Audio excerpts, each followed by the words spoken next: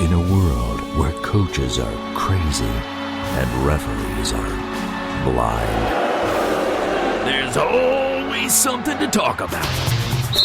Dixie Football Fanatics with Chet and Bill. Mom, Billy's hogging the microphone again. Dude, seriously? Finally, some people with brains. Whatever. Yippee. Dixie Football Fanatics is on right now, kids. Oh, this is too good. I like it.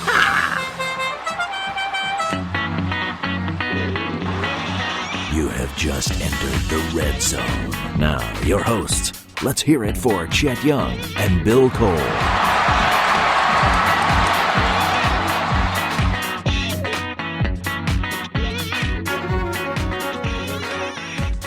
Hi, Chet. Welcome back to Dixie Football Fanatics, and appreciate everybody tuning in tonight for another exciting podcast of Chet and Bill, Dixie Football Fanatics. Glad to have Bill back in studio. Last week, Bill, as you know, was on vacation down in Mickey Mouse Land, and I think he had a good time, but certainly glad to have him back in studio so we can get back to really talking Dixie Football Fanatics and just, talking football and just having a good time together. Yeah, I was able to make it back to Alabama Saturday night. Of course, my favorite team, Alabama, was playing Arkansas. And that game started at 5 o'clock. I listened to a lot of that on the radio, and prior to that, I was listening to the big Auburn-Mississippi State clash on the radio. And we're going to bring up those two teams here a little bit later. But, man, had another shakeup in the top of the rankings this week. Congratulations to the Mississippi State Bulldogs for achieving their first ever, Bill, #1 ranking. I know, it's just a landmark. I mean, things are going just so great in Mississippi. You got Ole Miss at number 3. You got Mississippi State all the way at the top. It's just, they went from unranked but before the year all the way to the top. But, they've really earned it on the field, Chet. Impressive. And really they've been most of the games really, Bill, have not been close. I mean, they basically, Auburn had a shot and brought it, I think, down to within about 8 a time or two. But for the most part, Mississippi State, again, just dominated, right? Yeah, like I said, I listened to that game pretty closely, and it was a little bit strange because State pulled out ahead, and then they kept turning the ball over to Auburn. Auburn couldn't capitalize. They couldn't score, couldn't push it in. Then they started clawing their way back. Auburn did.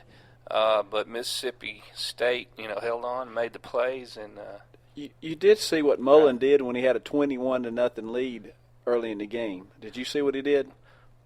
I did not see that, and I've seen some things talked about. They faked a Yeah, that's right. I heard that on the radio, and I was thinking, what in the world? They faked a punt. Inside their own 30. I mean, with a 21-0 lead and didn't get it, and Auburn set up in perfect scoring position. But luckily for Mississippi State, they held them to a field goal at that point in time. But I'm sitting there thinking, you're up 21-0, kick the ball, make them go a long way. I mean, the odds of a team scoring decrease the further they are away from the goal. That is so true. But, yeah, a big win for State, and they're all the way at the top of the ratings. Auburn's dropped down to number 6 this week. And Auburn's got a good football team. There's no question. That was two really strong West SEC teams battling it out. And when we talk about the West, we're talking about the best football in college football right now, period. Yeah, I took a look here at the AP poll, pulled it up here. Top 10, fully half of the teams are SEC teams. And if you want to just talk West, you've got number 1, 3, 6, and 7 all from the West. And Georgia, it comes in at number 10 out of the East. That's just absolutely incredible, unbelievable what it is. But, the thing about what's going to happen right now, a lot of people throw out this deal, okay, if you pick right now your 4 would be Mississippi State, Ole Miss, Florida State, and Baylor. Well, I've heard a lot of people say that, but you realize that Mississippi State and Ole Miss got to play each other, and so one of them's going to lose at least one game right there for sure. And it's interesting, the Egg Bowl. Instead of the Iron Bowl, you can go from the Iron Bowl determining who the SEC West representative's going to be to the Egg Bowl. I know, I never thought we would be saying that, but yeah, we'll have to delve into that later. I had my son-in-law pose the question, what if there's a three-way tie, for the West, and what is the tiebreaker? And I pulled it up, and it's a very elaborate, compilation of the records against each other and within the division, within the conference, all kind of things. So, and I saw one speculation saying that, if it comes down to one, well, it all depends on who beats who, but Mississippi State, I think, was the team they said that may have the advantage, but there's no way of forecasting that. Alabama has yet to play the now number 1 team, State, and they also play Auburn, the number 6 team. So that is the good thing, as a Tennessee fan, not liking really Alabama or Auburn. I'm assured that that you guys are going. One of you guys is going to at least lose one game. In Alabama's case, would be both cases now, right? Both of you's got. So one of you, without a doubt, is going to get knocked out by the other one in the Iron Bowl for sure, right? Yeah. Like I said, Alabama's still got to play several tough games. The toughest looking right now is Mississippi State. What about the Vols in Knoxville? Well, I'm not going to look past them because, Alabama. With our offensive line, man, you've got to be shaking. Tennessee's offensive line, you've got to be. Just absolutely. Wait a minute. I think you got that backwards. You're right. Our offensive line stinks, all right, to say the least. But so let's go over last week's scores in the SEC real quick. Yeah, like we said, we've already touched on the big Mississippi State game. Won that game. They held on to win 38-23, and a tough loss for Auburn. Dropped them down. They were sitting at number 2, and State ascended to number 1. Just a big win, the biggest win you could think of for Mississippi State. Want to look at my favorite team, Alabama. Had all they could handle from Arkansas. Ended up winning 14-13. A lot of mistakes by Alabama in that game. Fumbles, more, bonehead plays on special teams. Well, you also benefited from a mistake by Arkansas when they're about to cross the goal line and they fumbled through it. That's only happened that I can count. I know of 3 times that's happened for Alabama. 3 times. One of them was a long time ago against Tennessee. Last year against LSU, and this year against Arkansas. And thank you, refs, for that last time that Alabama had the ball and you jumped off sides. They backed you guys up 5 yards and then started the clock. The SEC, by the way, came back and said, you know what, we screwed that up. We were wrong. Yeah, it's not the first instance of some screw-ups for SEC officials this year. A lot of it happened. It's just kind of the same tune, different week, but I know LSU and Florida, another clock management, wasn't it, right there at the end? And I know Muschamp appealed to the league office on that. I got to give your Alabama Crimson Tide guys a little bit of kudos. A lot of people take extra points for granted and sometimes don't even fight the extra point. Alabama fights the extra point, blocks it, and that ended up being the difference in the game. We were talking a little earlier. I do want to say that I have a new despised team, right? That actually there is a team that if Alabama was to play them, I would probably pull for Alabama at this time over them. And that would be, Bill. That would be the Florida State Seminoles. And it's the whole handling of this Jameis Winston stuff. I think they're the most hated team in the nation right now because of this. Everybody's going to be pulling for Notre Dame this week. I'm an Irish fan this week. I hope they blow Florida State off the football field. Yeah, there's a definite fatigue. Florida State, I mean, every time you turn on sports radio, and this Jimbo Fisher, guys, this guy. Oh, this is. I mean, it's we're embarrassing. We're not buying what you're selling, Jimbo. Like, yeah, I mean, the kids are coming up. You know, Jameis loves to sign. He'll sign for hours, thousands. He told me he didn't get paid, so. You know, I believe him. He's a mature man. It's what he said He's a mature man, but he gets in trouble standing up on a table in the student union and yelling obscenities. I mean, yeah, he's a mature man, all right. Anyway, yeah, I veered off again, but I had to get that kind of off my chest because I just can't stand Florida State and Jameis Winston stuff and what they're doing right now. It just makes me sick. Anyway. Well, yeah. Chet's rant for the week. Notre Dame's going to be a test for them, and Notre Dame had a shootout with North Carolina of all people, and I was watching that score run up, and Notre Dame held on to win. But anyway, back to the SEC. Alabama pulls out a squeaker. Just a very very odd game. Alabama only gained I think 66 yards rushing the ball. Arkansas had a big game running the ball against Alabama and some success passing. So the stats, Arkansas, I felt some feeling for Arkansas. I mean, these guys are on the uprise, kind of like Tennessee, but Arkansas is right there. They almost beat A&M, and they really almost beat Alabama. You could say they should have beat both of those teams. Yeah, they could have very easily beat both of those teams. Actually, like you said, they basically had Texas A&M won. I thought they were like one first down away from winning that game, and then blew it. And then against you guys again, they fumble going in the end zone. You have that extra point blocked. I mean, they had their opportunities, Yeah, late in that game, Alabama's defense. We got a good pass rush, several sacks, some big plays on defense. And Alabama actually was stopped on 4th down by Arkansas, and then on the next series, they turned it over. The next series, Arkansas had a 4th down play, and Alabama stopped them in turn. So, they, as Nick Saban said earlier this week, he had one of his trademark rants and kind of a blow up in his press conference, scolding the fans and expectations and that thing. But I think part of that was to motivate his team. This team is, a different dynamic, different chemistry than previous years, and he's trying to get them, keep their spirits up and motivation. But fans don't understand. I mean, a lot of these teams.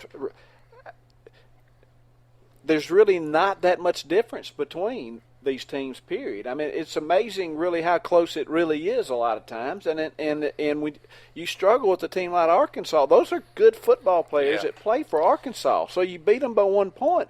Be happy with the win, It's like I told a friend of mine, he's one of the, he's a guy that old-time Alabama fan like me, but, man, if Alabama don't win by 21 points, these guys are just all up in arms. This is just the worst team, the ugliest win we've had in memory. And I'm saying, man, this day and age, you go on the road, it's almost like basketball has been. If you're on the road in the SEC and you come out with a W, man, you take it and be. Right, if you win about half your games on the road in the SEC basketball, you're probably going to be in the half the games, right? Yeah, you're leading the conference just about, right? I mean, that's just the way it is. So it's like you said, on the road, it's real tough to win on the road. Again, as evidence, this LSU, thank goodness they beat Florida, but I mean, Florida's not a very good offensive team, and of course we hadn't got to that score yet. That was a pretty good football game again. LSU and Florida. What was the final on that, Bill? I believe that was it ended up being 30-27. Yeah, LSU came out on top. The last few minutes of that game was crazy. I did see some of that. Late in the evening, I actually rode through Gainesville and saw some of the game traffic. And then it was kind of cool. I was at home and the game was finishing up, but yeah, LSU gets back on track with a win. I thought Florida was going to maybe hold on, but yeah, that SEC East is really tight. We can talk about Georgia now. That may be the surprise of the week. I think it was. I didn't see that coming, especially with Gurley not playing. Gurley's averaging 8.1 yards a carry, and he's not going to be in the game. And I have to say, if Gurley didn't play against Tennessee, I don't think Georgia beats Tennessee that day. He was the difference in that game. Yeah. So I'm expecting, with Gurley not playing, I'm expecting Georgia maybe to get beat by Missouri. Especially, again, they were playing Missouri on the road. Missouri's kind of they're kind of like Missouri. South Carolina. That's Dr. Jekyll and Mr. Hyde football team, so to speak. I mean, they lose to Indiana one week, they beat South Carolina the next, right? And then they play Georgia and then get demolished. They get shut out at home, 34-0. I listened to a good bit of this game on the radio. I was down in South Georgia, and that was the only game on I could pick up. But yeah, I was. I had made some picks that didn't quite make it on the website, but I picked Florida. Why is that, Bill? Why didn't you make it on the website? It's neither here nor there, but I picked Missouri, as I recall, to win that game. And, being at home, and like you said, Missouri, you don't know what you're going to get. But, man, Nick Chubb, I'm looking at his stats here. He only had 3.8. 38 carries, 3.8 yards 38 But, man, carries. talking about feeding him the ball, 143 yards, 38 carries. And whoever B. Douglas contributed another. They're missing Michelle. Carries, they got that other running back got hurt against Tennessee, Michelle, which was a little bit ahead of Chubb. So, they were out Gurley without Michelle, and then they still end up manhandling, Missouri Tigers. Yeah, I mean, you look over at Matty Mock's uncharacteristically 9 completions out of 21, just 4 interceptions. You say uncharacteristically. In the South Carolina game, he was having a bad game up until like the fourth quarter of that game, and he came alive. So I don't know if it's uncharacteristically of Matty Mock right now or not. Maybe it's really characteristically of him. That's who he is. Reminiscent of a Bo Wallace, earlier in his career, hot and cold. Mock's a talented player, but man, Georgia was all over him. So they're getting a little more national respect. Jumped up to number 10, and we're gonna see what they do in that crazy SEC East. So, see what else we had. We had my Vols playing UT Chattanooga, and that would be the game that I watched the other day. Tennessee won that game 45-10. It was, relatively handedly, but again, great defense by Tennessee. The Mocs had 2 first downs the entire first half, 2. And then, of course, the fourth quarter we're playing reserves and things. Jalen Hurd had 2 carries in the game. He was a little dinged up, so they didn't play him. Lane didn't play at all. So we played the guy I've been telling you we were going to play, Darrell Scott, true freshman running back. We finally played him this past week. See there, he had 4.7 yards a carry. He's now the second team running back for Tennessee. The sad thing in this game is that Justin Worley got sacked 5 times by the Mocs. Now, some people will tell you that the Mocs have got 2 guys that's probably going to get drafted this year in the NFL on the defensive line, but I don't care. It's Chattanooga. Chattanooga. You are supposed to be able to block Chattanooga. Now, Worley did throw, I think, 3 touchdowns and ran 2 in or something. He had a good day, but it's still, it's like, come on, they should have a good day, but they beat the spread. Tennessee was only favored by 25.5, and so we beat them by 35, so that looked good. But between the Florida game and this game, my confidence in Tennessee's offense is way down. Good skill position people, but the problem is if you can't block, all of a sudden the defensive backs start coming closer and closer to your receivers on the line because they know you can't run. You can't run the football because you can't block. Plus, if you drop back to pass, you don't have time to throw it. So come on up on the line. So then if they try that quick throw, like a little quick screen or whatever they do to the slot receiver or the guy out wide, well, he gets hit as soon as he catches it. So it just snowballs on you if you can't block. Yeah, it's true. I mean, this is it's going to be on film. Alabama's gonna I ain't really worried about Bama yet. I'm more worried about Ole Miss. That's who we play this week. We don't play y'all. I know you're looking for an easy win, but it just came to mind how Alabama had a pretty good day rushing the quarterback themselves, and as you just brought up, Ole Miss has got a beast of a defense. Is Robert Kimdichie, and they're just rolling along. Ole Miss is pretty much proclaimed the best defense in the league. So, Worley ought to go ahead and wear a green shirt and green pants for this game because it's going to start out white more than likely, and by the time the game's over, it's going to be green. The backside at least going to be green. That's my big worry. I'm afraid Worley's going to get sacked 8 times. I mean, I'm just I fear for the kid. I mean, he's tough, but man, you can only take so much of a beating. Back to last week's game, we talked about a little bit about Florida LSU. How about that Vandy win? Man, Charleston Southern Buccaneers won that game statistically, I think, and I think they had the ball there at the end, and Vandy wins by 1 point over a Charleston Southern team. Well, it looks like that was their first loss, so they must be a pretty decent FCS team. But Vandy gets on the win, 2-5. What can we say? The only other game we haven't talked about is Kentucky, Louisiana Monroe. Let's just tell them the score and move on. That was another game. 48-14. Kentucky goes to 5-1. So, and we didn't talk a whole lot about it, but Ole Miss goes into a hostile. 110,000 fans in College Station and beat Texas A&M. 35-20. Really manhandled Texas A&M.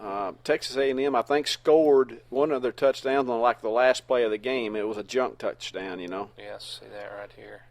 So, and Ole Miss, to their credit, their defense is upset that they allowed them to have that. Ole Miss has only given up like 11.8 points a game or something. So I mean, Ole Miss, like you said, has got a tremendous defense. Yeah, A&M throwing the ball up 53 pass attempts, and like I said, they did score there on the final play. But did I say Kenny Hill threw for 401 yards? I didn't really realize that. 401 yards, really? 42 out of 53. Wow, 401 yards, 2 touchdowns, 2 picks. It must have been going in between the 20s. Not a whole lot of running the ball there, but. That's what Alabama's getting ready for this week. So what did Ole Miss have total offense-wise? Bo Wallace threw for, what happened here? He's threw for 178, rushing the ball about 160 yards. So they didn't really light the offensive field up, so to speak, did they? I mean, good solid play, close to 400 yards total offense, I guess. One of their lesser strength or weakness, you might say, on offense is they're rushing the ball. Ole Miss, they don't, have a strong running game. But Wallace is playing real good, and Treadwell's one of the better receivers, and they're just playing well on defense. I mean, defense is playing winning football for them. So let's get into this week's games. What have we got going on? I mean, I know who Tennessee's playing. They're playing the Ole Miss Rebels in Oxford, Mississippi. Yeah, Tennessee coming in to Ole Miss. Going to be a ESPN night game. There's going to be 3 night games this week. But, Ole Miss is they're in a different role. They got the target on them. They're up there at the top at number 3. They're not at number 1, but after taking down Alabama and beating A&M, a couple of good wins for them. Another chance for Tennessee to get on the winning side in the SEC would be a huge win. Yeah, if they could pull it off. The thing about this game is, it's one of the few times that Alabama fans will probably actually be pulling for Tennessee. I mean, you guys want Ole Miss to lose. I mean, I know you do. You've got to have – Ole Miss needs a loss. I'll pull for Tennessee. So you figure if Ole Miss loses to Tennessee, which probably ain't going to happen, then Ole Miss loses to Mississippi State, Alabama wins out, beating Auburn, boom, you're in, right? Yeah, Alabama's got a tough road ahead of them. Like we're going to talk about, they got a tough game on their hands this week. But, everybody's going to be – the fans in the SEC West especially are going to be scoreboard watching. They're going to be rooting for, some rivals that they don't normally, pull for. So Tennessee and Ole Miss going to catch that. Another good weekend ahead. Alabama's hosting Texas A&M. A&M coming in 5-2 overall, 2-2 in the league. They came in last time in T-Town under Manziel and famously beat Alabama, and then Alabama returned the favor last year in College Station. So the road team usually wins this one. That's been the trend the last 2 meetings, but yeah, Texas A&M not the best rushing defense. Hopefully, for Alabama's hopes, they can get the running game going and kind of get a little more comfortable at home, and Kiffin can maybe get up a game plan to have Blake Sims maybe air the ball out, because this could be one of those games, it could be a score here, score there, I wonder how Kiffin's enjoying the looks he's getting from Saban on the sideline. I watched the game, and I'll tell you what, Saban can flat out give him some mean looks, like, what are you thinking, or what are you doing? It's like, and then Kiffin's, he's like, he seems to take it in stride pretty well. Yeah, he's handling it pretty well. They stay within about 3 feet of each other. They stay close, Yeah, it's like Saban. He's got Kiffin on a short leash, so to speak. And A.J. McCarron would basically say that, right? A.J.'s saying that your man Nicky handcuffs his offensive coordinators. Yeah, you got to take A.J.'s tweet. He gets a little happy on the Twitter universe, but yeah, I don't know why he had to come out and say that. It's just unnecessarily. You don't think he thinks that? I believe he does, but he can say whatever he wants. But as far as helping the team, I don't think that was constructive. But yeah, well, hey, he won 2 national titles while he was there, right? So if the offensive coordinator was handcuffed and you win a national titles, most Bama fans would say handcuff him, right?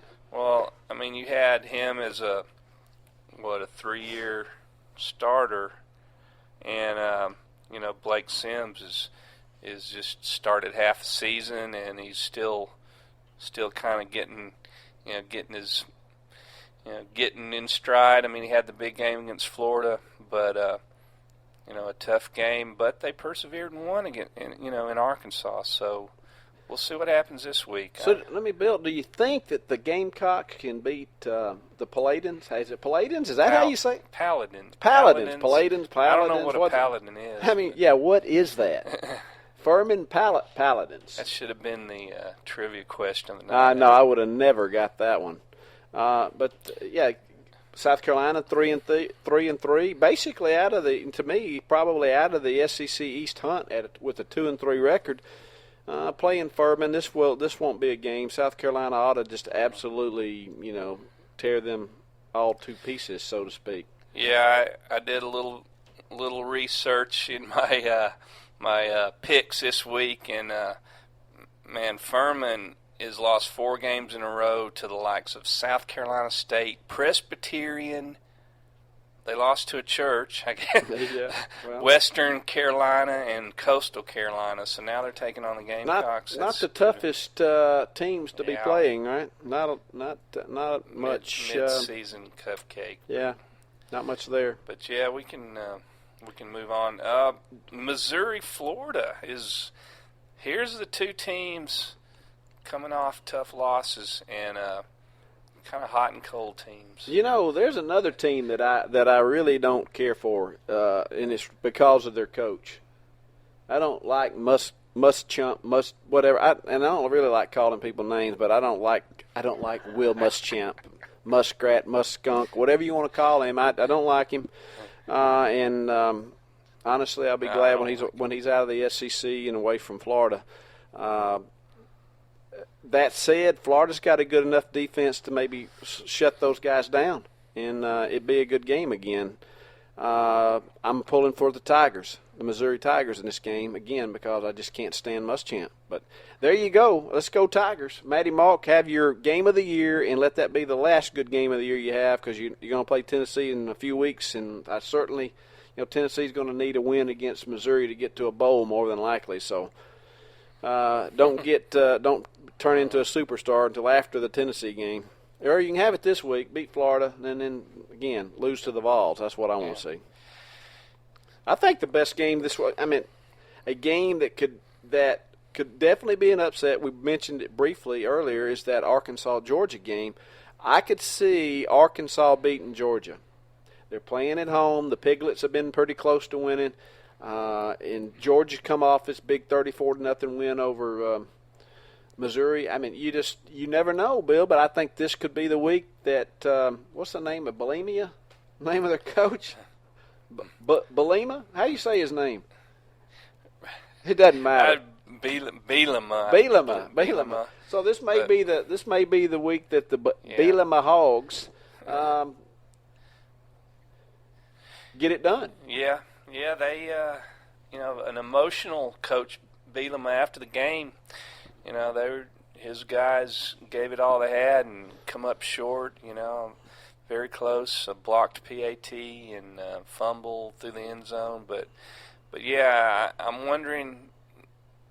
It's a very intriguing game because Georgia coming in, with just red hot with a big win on the road against Missouri, going on the road again. Arkansas, close loss to two close Alabama. losses, right?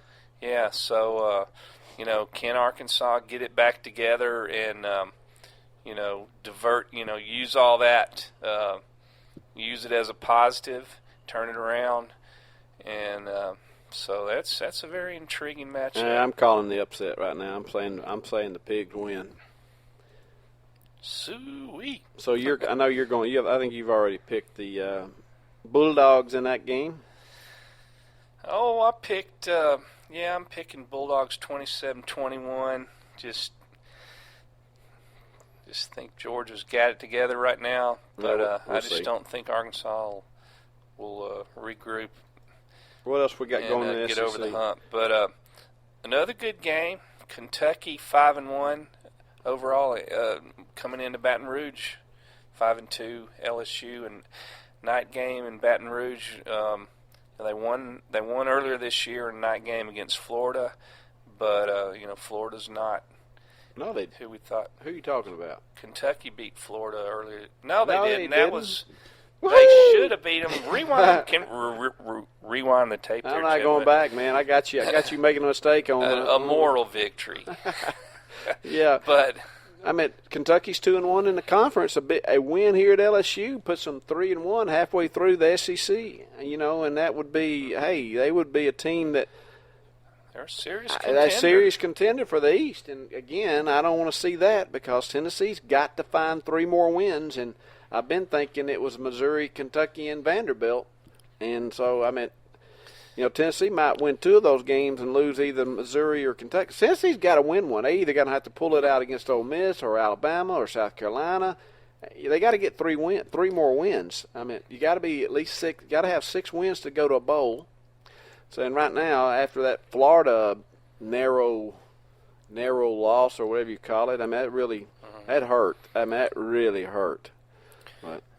I mean, I'm just looking at this slate of games. You dropped the Furman, South Carolina game for consideration, but I mean, that leaves 5 very attractive matchups. I mean, overall, everywhere pretty good you slate. look. So, I mean, that's just the beauty of the SEC is when you get into the meat of the schedule here, I mean, you just got game after game. So it's you got quality matchups. Alabama and Texas A&M at 2:30 on CBS. You got at 3 o'clock on the SEC Network, Georgia, Arkansas. 6 o'clock, you got Tennessee, Ole Miss on ESPN. 6 o'clock, you got Missouri, Florida on ESPN. And then at 6:30, you got Kentucky, LSU on the SEC Network. That's the games. Yeah. And we won't talk about – if you're interested in the Furman, South Carolina, of course, if I was a South Carolina fan, I'd be watching the game. It's at 11 o'clock on the SEC Network. So that's the matchup. Touch a little bit on our picks. We kind of touched on it earlier. I'm picking Alabama 31-24 over A&M. I'm picking Ole Miss over Tennessee 28-17. I'm picking Georgia 27-21 over Arkansas, and I'm thinking Florida's going to prevail over Missouri. I got it 21-14, pretty good game. And LSU, Kentucky could be an upset special here, but I'm going to stick with the home team, Tigers 28-24, and I got South Carolina 52-10, and probably be worse than that over the Paladins. Yeah, my picks. Let me go over my picks. I got the Texas A&M Aggies losing to Bama 27-17. The Furman versus the South Carolina Gamecocks, I got Furman not very much, and the Gamecocks a lot. I don't look for this big a close game at all, Bill. So if I have to throw a number out there, I'm kind of in the 50s to 7 or 10. It's like it's name your score really, okay? The Bulldogs and the Pigs. I'm picking the Pigs to win this game, 31-24. Tennessee, my Vols. I'm gonna be a Vol for life. All right, my Vols though this week, I don't have a whole lot of confidence. I'm picking the Rebels to take the Vols down, 27-13, and I'm not sure that Tennessee can score 13. I think the Rebels are favored somewhere between 17 and 19 points. The Tigers and the Gators. Again, I don't like the Gators, but I'm picking the Tigers because I don't like the Gators. So 17-13 in that one, and then scroll that up so I can see with my other pick. And then the Cats. The Blue Cats against the Miles Tigers. I'm picking the Miles College. Miles Tigers. There's a Miles College down there. They're not called the Tigers, are they? Well, I don't even know that. I think they are. Let's just put it this way. I'm picking Les's Tigers to stoop down on the Cats and beat them 24. Get it? Stoop down. Anyway, 24-17 Tigers. You don't catch my puns very good, do you? If there's anything we've learned tonight, boys and girls, is Chet does not like Florida, and he despises Florida State. You got that right. So, anyway. Vandy, Auburn, and Mississippi State will not lose this week because they're off. Well, and normally, and that's a good thing for Vandy, but usually Auburn and Mississippi State don't usually lose anyway, right? So Mississippi State gets the week off, and then I think, who do they play next? They don't I don't know who they play next. I forgot it. Anyway, it'll come up soon enough. Right? Awkward pause. Awkward. Just all right. Pull it up then. That would be what, week 9? Week 9. Can you believe it? You're going to have Mississippi State at Kentucky. That's going to be the CBS game next week. Let me just put it this way: State will blow Kentucky off the football field. Yeah, I'm gonna say 21-point win for State. Here we go with week 9. Week 9, I want to do this. Way too early picks. Arkansas beats UAB. Mississippi State beats Kentucky. Missouri beats Vandy. Auburn beats South Carolina. Rocky Top. Alabama, I hate to say it, Alabama beats Tennessee. And Ole Miss beats LSU. You heard it here first. Okay, you did hear it here first. But a big game we touched on, Notre Dame and Florida State's going to be national ramifications. Maybe we can knock Florida State down a notch. If they lose to Notre Dame, Bill, I say they're out. They're out of the 4. I don't care if they win the rest. They're out. How about that? Bold statement. They're out. Huh? What? Most likely. I'm probably right. You're right. You got a week 8, Bill. Make sure we get this right. I don't know what week we're in, but it must be 8. Let's take a quick gander at what the heck? It's right there. I thought I was going to have top 20, 25. You can go to the SEC tab and pull it up there, right? Yeah, it don't matter. Come on, let's go. Anyway, I see them right there. Yeah, Baylor won a shootout against TCU. They're playing in West Virginia. TCU's a good football team. That was a big one. TCU had beat Oklahoma the week before. So Baylor winning that game moved Baylor up to number 4, right? So that'll be a big game. And then if you quit scrolling around, you got Kansas State at Oklahoma. That's another good football game. That's another. I mean, Oklahoma, they got one loss, right? That's all they've got, and so they're teetering on the brink of getting knocked totally out of the deal. Again, probably with one loss and not playing in the SEC, they're probably out of it already, virtually. Well, awful close, Bill. Awful close. They're, like you said, teetering at the edge of. But it ain't fair. I'll go over this again. The Big 12 don't have a championship game. The SEC does, and everybody else does. The Big 5 does, right? Yeah. It ain't fair. Yeah, I mean, you've got this committee, and man, you don't know what are they going to pick the conference champion of Big 12?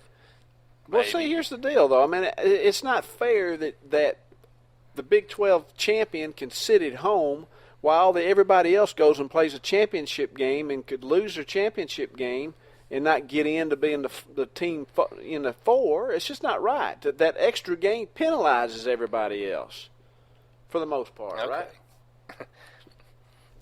Opinions expressed by Chet are solely his own and not representative of the Dixie Football Fanatics. Well, they're not just solely my own. There's a lot of people I've talked to who's got the same ideas that I do concerning that. So, anyway. All right, well, Michigan State's still in it. They're playing at Indiana, barring an upset. That would be a big one. Michigan State is looking pretty good this year. But you realize, as the SEC beats up on each other, these teams like Michigan State and Oklahoma and some of these others will slip back in it as Alabama plays Mississippi State, as Auburn plays Ole Miss, as Ole Miss and Mississippi State play each other. It's just Yeah, I mean, really, you see it every year that about this 5 or 6 games into the season, you're seeing SEC teams just jam-packed in the top of the rankings, and then they start picking each other off and thinning it out, and that's going to happen again this year. So, but you got another good game, Oklahoma State at TCU, be worth watching, and out west, I don't know who's playing. Oregon's getting back in the competition. Well, they're Washington at Oregon, big rivalry. Oregon's number 9. A Pac-12 team with only one loss potentially could be there, right? If you really think about it, because again, going back to SEC beating themselves up, you're knocking themselves out. You could have a one-loss Pac-12 team that could slip in, right? Well, most of the time when you see conference ratings, a lot of times you're going to see Pac-12 in that number 2 slot. They've a lot of quality teams out there. Arizona State. Yeah, Arizona's a surprise team this year. Arizona State's good. Stanford's pretty decent, and so yeah, absolutely a one-loss Pac-12 champion's probably going to get in, So anyway, there's a lot of football to be played, but every week there'll be upsets. So yeah, well, what we got to do is sit back and enjoy this weekend, and enjoy I enjoy the SEC is what I'm going to enjoy. I mean, again, Tennessee and Ole Miss is what I'm looking forward to. I probably won't enjoy that game, but that's one I'm looking forward to watching.